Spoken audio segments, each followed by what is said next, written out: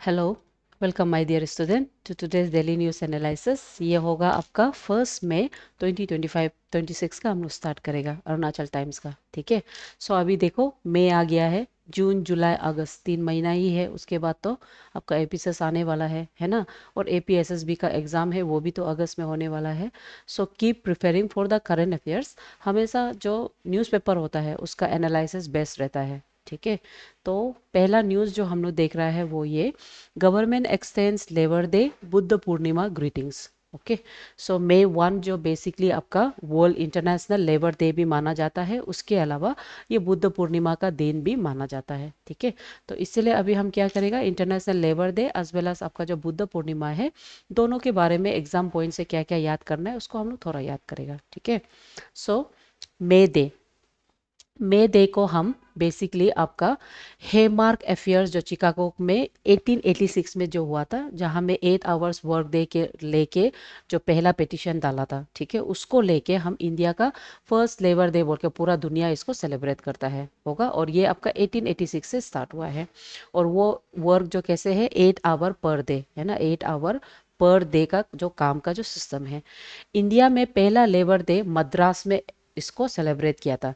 ठीक है। और मद्रास में कब सेलिब्रेट हुआ है, 1923 में बाय द लेबर किसान पार्टी ऑफ हिंदुस्तान। ये याद रखो एग्जाम के लिए, लेबर किसान पार्टी ऑफ हिंदुस्तान मद्रास में 1823 में, based on the influence of the Haymarket affairs Chicago of 1886 के तहत आपका 8 आवर का जो वर्क शेड्यूल है उसको लेके मई 1 को हम इंटरनेशनल लेबर डे मनाता है। हो जाएगा इतना। उसके बाद कॉन्स्टिट्यूशनल प्रोविजन जो लेबर के अंदर में आता है, जैसे आर्टिकल 23 ये फोर्स लेबर को प्रोहिबिट करता है। आर्टिकल 24 चाइल्ड लेबर को प्रोहिबिट करता है। और हमारा डायरेक्टिव प्रिंसिपल में भी एक secure respectful living wages and decent social security for the labourers, ये सब मेंशन किया है, वो आपका आर्टिकल 43 में आता है ऑफ डायरेक्टिव प्रिंसिपल। ओके। तो एग्जाम में ये आर्टिकल भी ज़रूरी है, कब हुआ है ना। उसके बाद कहाँ सबसे पहले हुआ, ये सब पूछता है। डन। उसके बाद हम बुद्ध पूर्णिमा को देखेंगे। बुद्ध पूर्णिमा हम जनरली इसको वैसाख बोलता है, यानी कि ये वो दिन है जो birth enlightenment and death of the Gautam Buddha है, उसको वो कॉमेमोरेट करता है। ठीक है। सो अरुणाचल प्रदेश में बुद्धिज्म को फॉलो करने वाला फेथ आप मालूम है ना। तो ये लोग ज़्यादातर बुद्ध पूर्णिमा बहुत ही स्पेशस ऑस्पिशियस ओकेशन माना जाता है। ठीक है।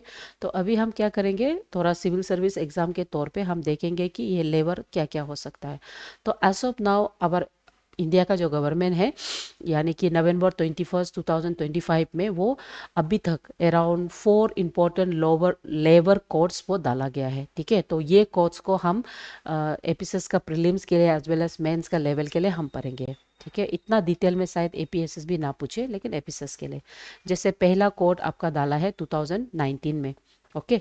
यहाँ में minimum wages and timely payment डाला है। ठीक है। और ये आपका minimum wage and payment of the ways जो 1948 एंड 1936 ब्रिटिश का समय जो था उसको रिप्लेस करता है। दूसरा, इंडस्ट्रियल रिलेशनशिप कोड, यहाँ में कोई भी डिस्प्यूट होता है उसको रियूनियन रिकॉग्नाइजेशन करके सॉल्व करता है। सोशल सिक्योरिटी कोड, यहाँ पे हेल्थ और पेंशन बेनिफिट्स भी आपका इनफॉर्मल सेक्टर्स लोग के लिए दिया गया है। उसके बाद आपका OSHWC कोड होता है, ये स्टैंडर्डाइज प्लेस यानी कि सेफ्टी होना है for the informal sectors. Okay. Done. उसके बाद यूनिवर्सल मिनिमम वेज के अंदर में, चाहे वो ऑर्गेनाइज हो या अनऑर्गेनाइज सेक्टर हो, तो उसमें मिनिमम वेजेस हमारा ह्यूमन राइट्स के अंदर में आ जाता है, तो वो मेंटेन करना है। ओके। और उसके बाद नेशनल फ्लोर वेज जो होता है, ये बेसिक स्टैंडर्ड के बेस पे है ना, बेसिक स्टैंडर्ड के बेस पे, standard of living quality of life के बेस पे हम जब वेजेस को सेट करता है। ओके। उसके बाद गिग एंड प्लेटफॉर्म वर्कर्स ना, गिग एंड प्लेटफॉर्म वर्कर्स लोग ज़्यादातर ऐसे वर्कर्स है जिसको हम इनफॉर्मल सेक्टर्स का ही कैरेक्टर्स मानता है। और ये लोग कोई कॉन्ट्रैक्ट बेस में नहीं, जैसे कोविड-19 के बाद इस तरह का वर्कर्स इंडिया में बहुत ज़्यादा हो गया है। जैसे जोमेटो का डिलीवरी, स्विगी का, उबर का है ना, ये लोग अपना ही जो मतलब गाड़ी होता है उसी को यूज़ करके कंपनी के लिए भागदौड़ के लिए कॉन्ट्रैक्टर काम करता है। उसके अलावा वुमेन इन नाइट शिफ्ट, ये लोग भी लीगली नाइट शिफ्ट में एम्प्लॉयर के कंसर्न के हिसाब से सेफ्टी, ट्रांसपोर्टेशन और सिक्योरिटी के साथ ये लोग को काम दिया जाता है। ये सब आपका लॉ का प्रोविजन के अंदर में है। उसके अलावा मल्टीपल रजिस्ट्रेशन रिमूव करके सिंगल रजिस्ट्रेशन डाला गया है फॉर द इनफॉर्मल सेक्टर्स, ताकि उसके लिए ईज ऑफ डूइंग बिजनेस हो, यानी कि आसान से बिजनेस हो सके, होगा। ठीक है, तो हिस्ट्री के बारे में आपको हम इसको बता चुका है। और किसान जो पार्टी है, लेबर किसान पार्टी, उसको चलाने वाला उसका जो लीडर था उस समय में मद्रास में, एम सिंगारावा क्षेत्रिया, इसको लीडर का नाम रख लो। ठीक है ना।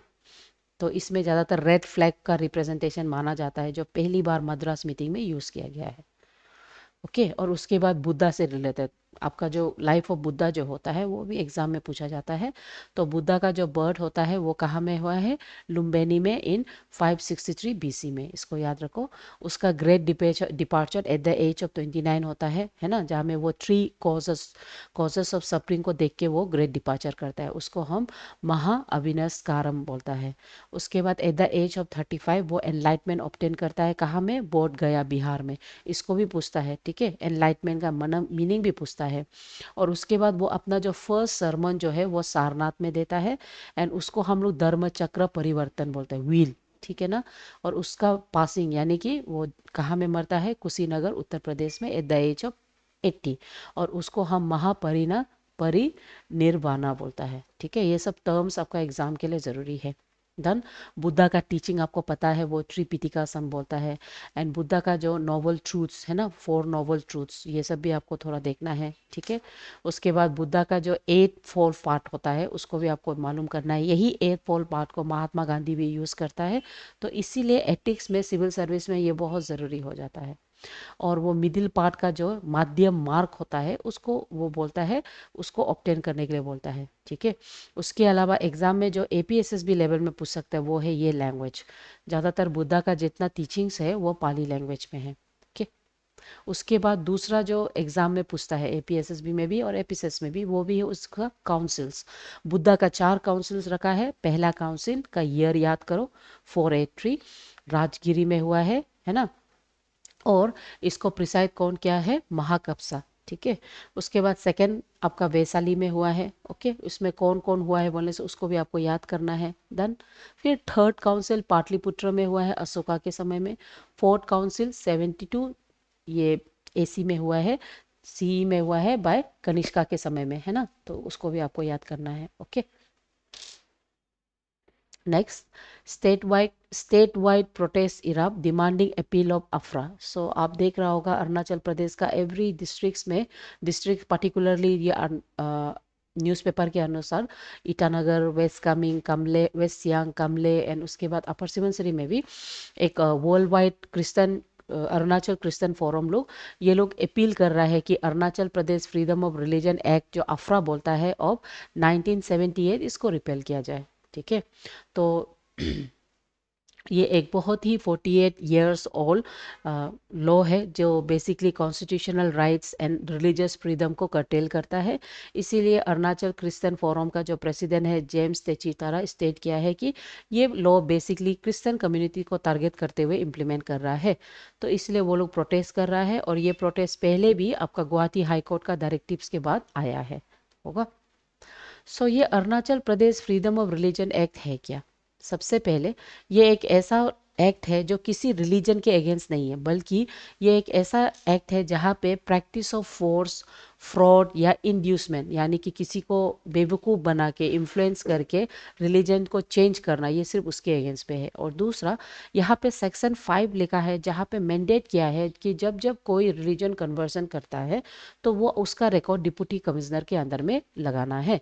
तो यही क्लॉज को लेकर क्रिश्चियन लोग ज़्यादातर लड़ रहा है। दे आर सेइंग कि किसी को रिपोर्ट करना जस्ट बिकॉज रिलीजियस कन्वर्ट करना, वो हमारा right to freedom of religion जो है उसको कर्टेल करता है। समझ गया?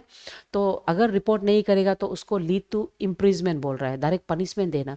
सो ये कंप्लीटली हमारा फ्रीडम यानी कि फंडामेंटल राइट्स के अगेंस्ट में है। ठीक है, तो ये बेसिकली बहुत समय तक इसको 1978 का है, बट स्टिल ये नॉन ऑपरेशनल है because of the notified rules. Done. तो आर्टिकल 25 जो हमारा फंडामेंटल राइट्स है, ये हमें freedom to profess, practice and propagate religion को देता है। आप अपना मर्जी से अपना रिलीजन को प्रैक्टिस कर सकता है, आप बता सकता है, आप किसी को प्रोपोगेट भी कर सकता है, मतलब कर सकता है, लेकिन इसमें कोई कर्टेल करने का ये रूल नहीं होता है, ठीक है। तो सिमिलरली बहुत सा केसेस इंडिया में जजमेंटल केस, जैसे कि reverend Stan Louis versus state of Madhya Pradesh का जो 1977 में हुआ है। दूसरा राइट टू प्राइवेसी जो आपका पीटी स्वामी जजमेंट ऑफ 2017 हुआ है। ये लोग बेसिकली रिलीजन को लेके है ना, रिलीजन को लेके इसके बारे में बताया गया है, जहाँ में सुप्रीम कोर्ट बोला है राइट टू प्रोपोगेट कभी भी does not include a fundamental right to convert के अंदर में। मतलब आप किसी को बता सकता है, लेकिन कन्वर्ट करना नहीं करना वो फंडामेंटल राइट्स नहीं है, ठीक है। सो सोशियो पॉलिटिकल कंटेक्स में लेट्स सी 2011 के सेंसेक्स के अनुसार Christianity is around 30.26, followed by the Hinduism, ठीक है, followed by the Hinduism. And उसके बाद अदर रिलीजियस फेथ जैसे अरुणाचल में 26.6% है, जैसे दोनी पोलो होगा। तो basically indigenous faith and cultural society of Arunachal Pradesh ये कॉन्फ्लिक्ट में आ रहा है आपका अरुणाचल क्रिश्चियन फोरम्स के साथ, ठीक है ना। डन, ये आपका आर्गुमेंट्स है, इसके बारे में हम आपको अभी जो बताया है, ठीक है, कॉन्स्टिट्यूशन क्लेम के अगेंस्ट में। So awareness programme on balance use of fertilisers health. तो अरुणाचल प्रदेश में जैसे आपको मालूम है, और ये पहले भी हम आपको बता चुका है, कृषि विज्ञान केंद्र जो है चक और आपका तागुलंग विलेज ऑफ अरुणाचल प्रदेश में, ये लोग फार्मर्स को सिखा रहा है, ट्रेन कर रहा है कि कैसे वो एक balance use of fertiliser and sustainable nutrient management को कर सके। सस्टेनेबल मीन्स ऐसा मैनेजमेंट कि वो आगे भी खराब ना हो, पीछे भी, मतलब अभी भी खराब ना हो और आगे आने में भी सोयल का जो डिटोरेशन है उसको ना करे, ठीक है। तो यहाँ पे shift from the heavy chemical fertiliser से इंटीग्रेटेड न्यूट्रिएंट मैनेजमेंट को ये अप्रोच दिया है, यानी कि ऑर्गेनिक और नॉन ऑर्गेनिक को कंबाइन करके एक healthy integrated nutrition management for the soil, ठीक है। तो इसमें फार्मर्स डेमोन्स्ट्रेशन दिया है फार्मर्स को about the vermi compost. Vermi compost ऐसे प्रोसेस है जहाँ में हम लोग नेचुरली प्रोड्यूस करता है यूजिंग अर्थवर्म, ठीक है। उसके बाद इसमें आपका जीवा मित्र जो मेथड है नेचुरल फार्मिंग का, उसको भी सिखाया गया है। Done, done. उसके बाद यहाँ पे सॉइल टेस्टिंग का जो मेथड्स है उसको भी फार्मर्स लोग को एंड टाइमली किस तरह से फर्टिलाइजर को अप्लाई करना है ये भी सिखाया गया है, ताकि सॉइल जो डिग्रेड नहीं हो और अंडरग्राउंड का जो वाटर है वो डिग्रेड ना हो, ठीक है। तो इसमें सस्टेनेबल एग्रीकल्चर के अंदर में सबसे पहले इंटीग्रेटेड न्यूट्रिएंट मैनेजमेंट उसको हम देखेगा। इंटीग्रेटेड न्यूट्रिएंट मैनेजमेंट का मतलब है केमिकल फर्टिलाइजर्स या तो ऑर्गेनिक फर्टिलाइजर्स या तो बायो फर्टिलाइजर्स, उसको बैलेंस फॉर्मेट पे आपको यूज़ करना है, ताकि आपका सॉइल का जो कंटेंट है ना, जो सस्टेनेबिलिटी है वो रह सके, होगा। और उसके अलावा ये जो ट्रेनिंग है इसमें आपका एनपीके मतलब नाइट्रोजन फॉस्फोरस एंड पोटासियम जो न्यूट्रिएंट्स होता है उसको किस तरह से मिनिमल इम्पैक्ट में, ताकि वो जाके वाटर कैनल्स में यूट्रोफिकेशन ना करे, वो चीज़ को देखा जाता है ना। यूट्रोफिकेशन का मतलब है जब आपका केमिकल्स, ये जो केमिकल्स होता है केमिकल फर्टिलाइजर, ये लोग पानी में जाएगा, पानी से इसको मछली खाएगा, मछली से इसको जैसे क्रेन खाएगा और क्रेन से ह्यूमन बींग खाएगा। तो ये जो सीरीज है यहाँ पे इसका परसेंटेज जो बढ़ता है फर्टिलाइजर का, उसको हम यूट्रोफिकेशंस बोलता है, बायो मैग्निफिकेशंस, है ना। ओके, ठीक है। अच्छा, ओके। वो अभी आपको हम जो बताए उसको हम बायो मैग्निफिकेशंस बोलता है। ओके, वेरी सॉरी, होगा। यूट्रोफिकेशंस का मतलब केमिकल्स जब पानी में आ जाता है तो पानी का जो वाटर बॉडीज यानी कि जो फिश होता है वो मर जाता है। वो मरने के बाद यहाँ पे क्या होता है, प्लांट्स इवॉल्व हो जाता है।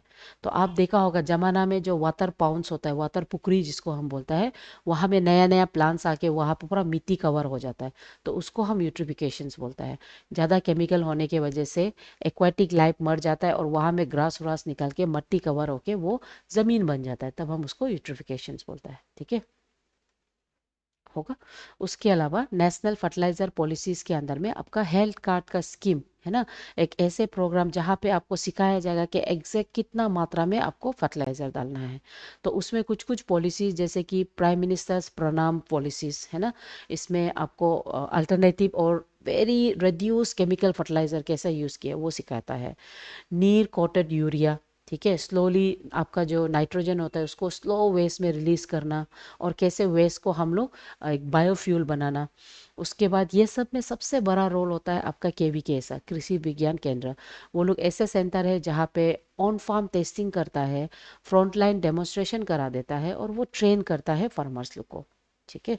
तो इसमें आपका जो आर्टिकल में जीवा मित्रा के बारे में जो मेंशन किया है, रिमेंबर, जीवा मित्रा ऐसा तरीका है जहाँ पे हम माइक्रोबियल यूज़ करता है, यानी कि फ्रेगमेंटेड माइक्रोबियल कल्चर, जैसे आपका बैक्टीरिया, algae है ना, नॉट स्टॉक, ये सब को हम लोग यूज़ करता है एनहेंस के लिए। दूसरा, हम क्रॉप रोटेशन को भी यूज़ करता है ताकि नाइट्रोजन का जो कंटेंट इन द सोइल है वो मेंटेन रह सके। ओके, होगा। सो प्राइम मिनिस्टर्स प्रणाम स्कीम जो है इसको 2023 में लागू किया गया है, इतना याद रखो। ठीक है।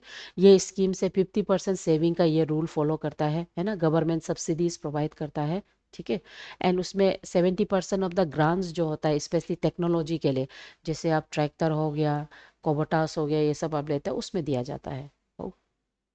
सो उसके अलावा इसके अंदर में आपका नैनो यूरिया, ये एक नया टेक्नोलॉजी है जहाँ पे हम लिक्विड फॉर्म में आपका एनपीके, ठीक है, एनपीके जो होता है, जो बेसिक फर्टिलाइजर है, उसको हम लोग यूज़ करता है। तो ये नैनो यूरिया में बहुत कम मात्रा में आपको हाई अमाउंट ऑफ रिजल्ट मिल जाता है। डन। ओके। सो एग्ज़ाम के लिए ये क्यों इतना इंपॉर्टेंट है बोलने से, ये जो नैनो यूरिया से आपका जो सब्सिडी का जो बर्डन होता है उसको रिड्यूस कर रहा है, कर जाता है। उसके अलावा आपका जो डिपेंडेंसी होता है जो मैक्सिमम हाई मैन्योर में, उसको रिड्यूस कर देता है। ठीक है। और वो सॉइल का जो हेल्थ है उसको भी इंक्रीज करता है। ठीक है। साथ ही साथ नैनो यूरिया का यूज़ करने का जो टेक्निक है वो sustainable development goal of 12 and 15 उसके साथ कोइंसाइड करता है, that is production and life on the land.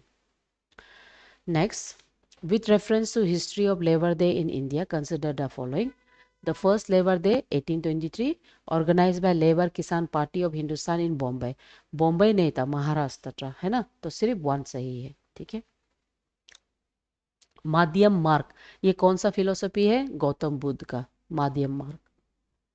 उसके बाद under the Arunachal Pradesh freedom of religion act of 1978 which of the following is mandatory for a person performing a conversion ceremony, उसको report करना है deputy commissioner को, DC को। Primary objective of PM Pranam scheme launch by the government of India to incentivise states to reduce use of chemical fertiliser, है ना, nano fertilisers जो बोलता है, nano urea. With reference to nano urea, which of the following statement is correct?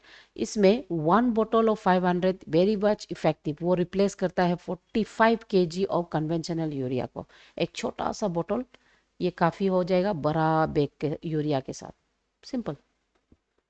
Mains level में सबसे पहले अफरा को लेके जो कम्युनल टेंशन होने का चांस है उसको लेके आपको पूछ सकता है। दूसरा, आर्टिकल 25 को लेके जो रिलीजन से रिलेटेड है वो क्वेश्चन पूछा जा सकता है। ओके। उसके बाद इंटीग्रेटेड न्यूट्रिएंट मैनेजमेंट, ये कितना इंपॉर्टेंट है, वो किस तरह से इंडिया का एग्रीकल्चर को सस्टेनेबल और इंडिया का हेल्थ जो सॉइल हेल्थ है उसको डेवलप कर सकता है, ये क्वेश्चन पूछ सकता है आपको। उसके बाद गौतम बुद्ध का टीचिंग, ये जीएस पेपर 1 का पेपर होता है, क्वेश्चन होता है, ये सब में आपको पूछा जा सकता है। उसके अलावा इसका टीचिंग को लेके आपको एथिक्स में भी पूछा जा सकता है। Okay. Next thought of the day, the only way to do great work is to love what you do, Steve Jobs. ठीक है।